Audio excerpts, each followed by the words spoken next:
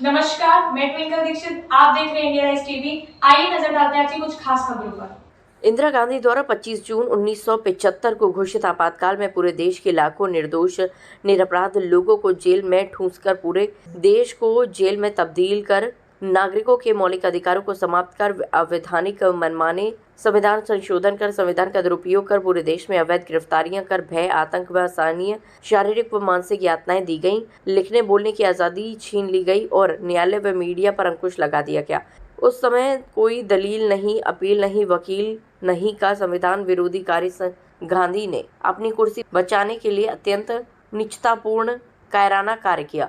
वर्तमान युवा पीढ़ी जो इस बर्बर अमानवीय अत्याचारों से अनभिज्ञ है वह इसे समझे ताकि भविष्य में पुनरावृत्ति न हो, इसके लिए पूर्ण सजग रहें। गौ सेवा भारती के अध्यक्ष सुरेश पिंगले ने बताया कि उक्त भावुक संवेदनशील विचार गौ सेवा भारती, चैतन्य भारत, लोकतंत्र सेनानी संघ, संस्था विश्रम व संस्था उद्घोष के संयुक्त तत्वावधान में आपातकाल के 50 वर्ष पूर्ण होने पर आपातकाल की व्यवस्था व्यथा कथा विषय पर विहिप के पूर्व केंद्रीय उपाध्यक्ष हुकुमचंद सावला व 21 माह जेल की यातना भोगी मेघराज जैन ने विठल रुकमणी गार्डन में व्यक्त किए। सावला ने वेश बदलकर अनेक बार पुलिस से बचकर जेल में बंद साथियों के परिवारों को निरंतर अर्थ सहायता व अन्य जीवन उपयोगी सहायता की वो सतत चिंतित रहे। मेघराज जैन अपनी अमानवीय अत्याचारों भरी 21 माह की जेल यात्रा के बुरे अनुभवों में संस्मरण को सुनाते हुए भावुक हो गए और विस्तार से साथ में रहे साथियों के बारे में भी बताया।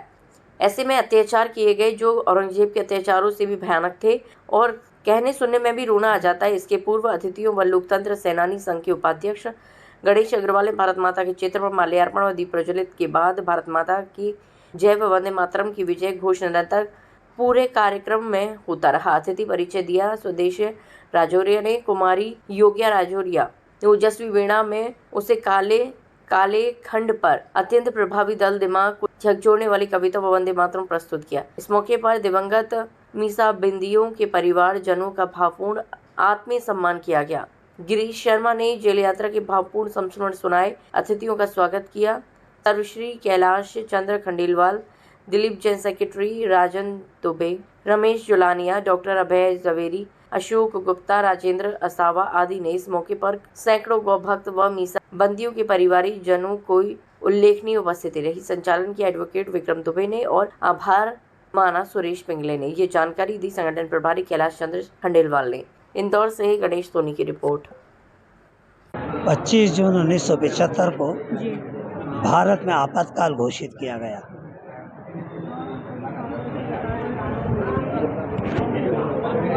जी। 25 जून 1975 को आपातकाल घोषित किया गया। उस समय इंदिरा गांधी सत्ता में थी। उन्होंने ठीक औरंगजेब की शासन पद्धति को ही अपने जीवन में अपनाया। जो औरंगजेब ने अत्याचार किए थे वही अत्याचार इन्होंने किए। उसने जैसे सत्ता प्राप्त की थी तलवार के बल पर, उसी ने संविधान को हथियार बनाकर इनने सत्ता पर आरूढ़ रही। जिस प्रकार का उस समय में हिंदू समाज का अपमान, भारतीय समाज का अपमान हुआ था, उसी प्रकार का अपमान इस समय किया गया था। सारा देश जेल बन गया था। तो भारत के नागरिकों की जीवन की जो शक्ति थी उसने पुरजोर विरोध किया।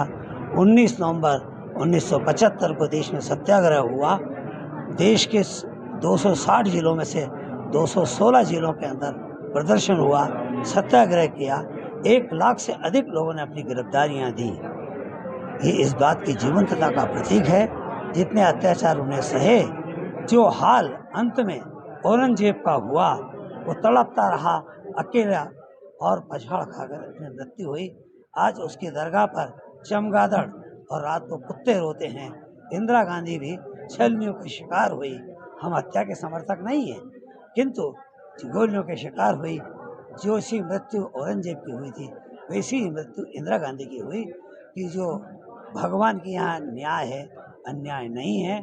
समय लगता है, भगवान परीक्षा लेते हैं।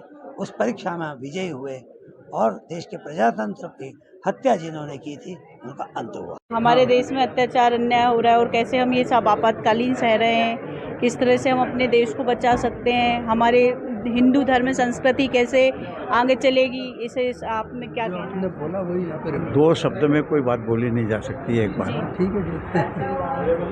कांग्रेस यह ही देश विरोधी पार्टी है। हाँ उसकी स्थापना एक अंग्रेज ने की थी और इसलिए कि क्रांतिकारी घबरा गई थी, इसलिए उसको सेफ्टी वाल्व के रूप में कांग्रेस बनाई थी।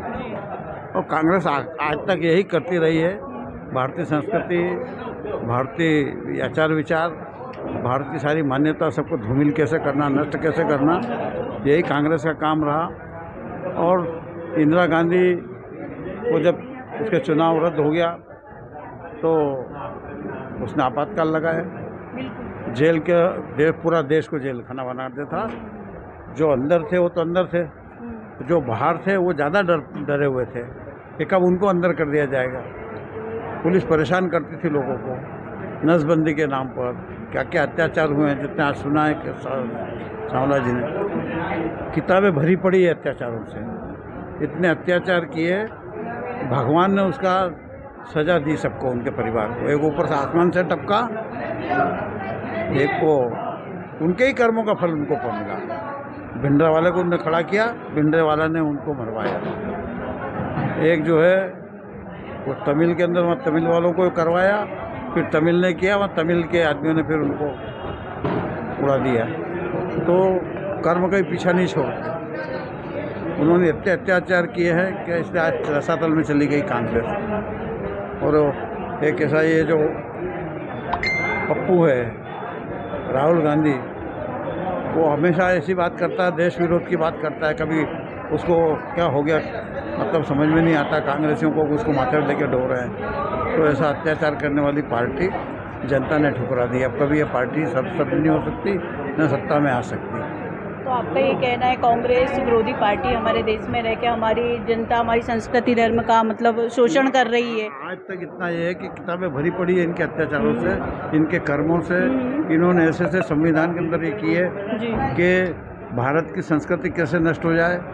भारत के जो लोग हैं, आयुर्वेद को उन्होंने नष्ट किया, संस्कृत को उन्होंने नष्ट किया।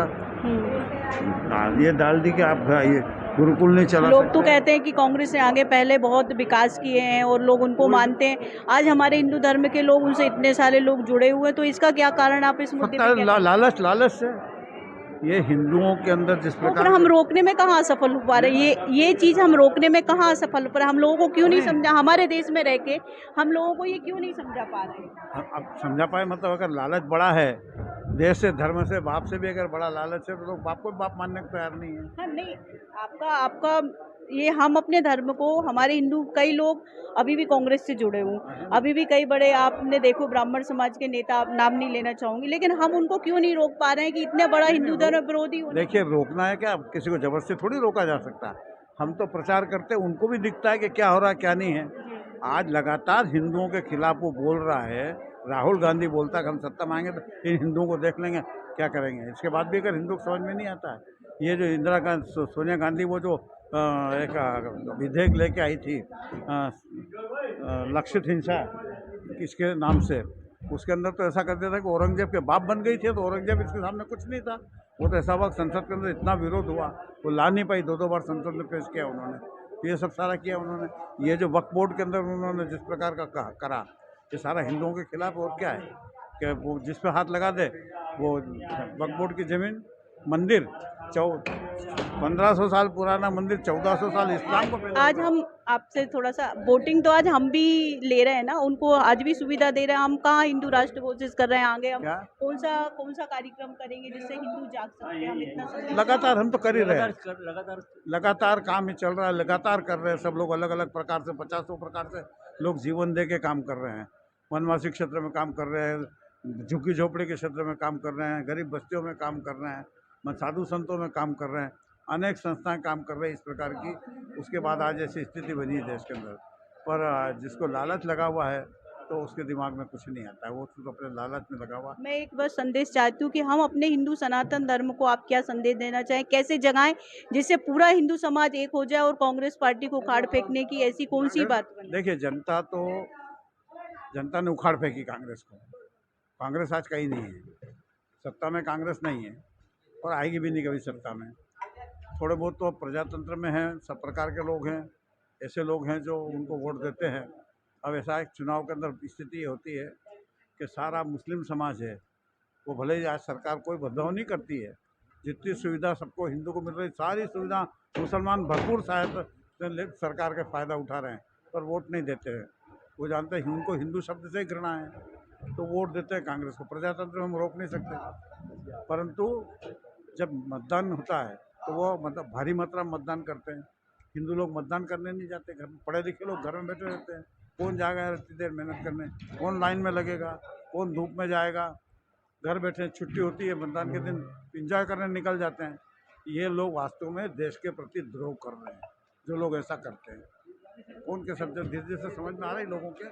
जब मतगणना होती है तो कांग्रेस की मतगणना मान लीजिए 20,000 मुसलमानों ने वोट डाले, तो कांग्रेस 20,000 के बाद उनका शुरू होती है 20,001 से उनकी गणना, और हमारी 1 से शुरू होती है।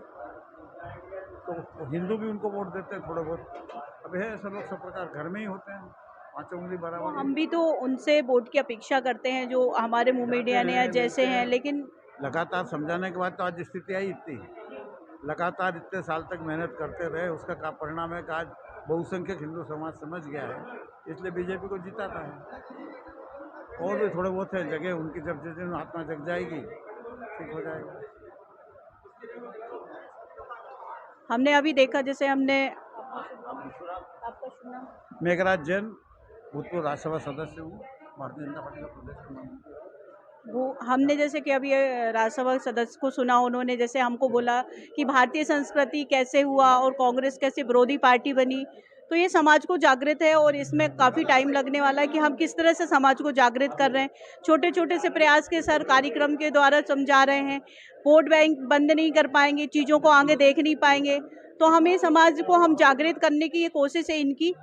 मैं रिपोर्टर गायत्री तिवारी। आगे ताजा खबरों से जुड़े रहने के लिए हमारे चैनल को सब्सक्राइब, लाइक, बेल आइकन दबाना ना भूलें। धन्यवाद।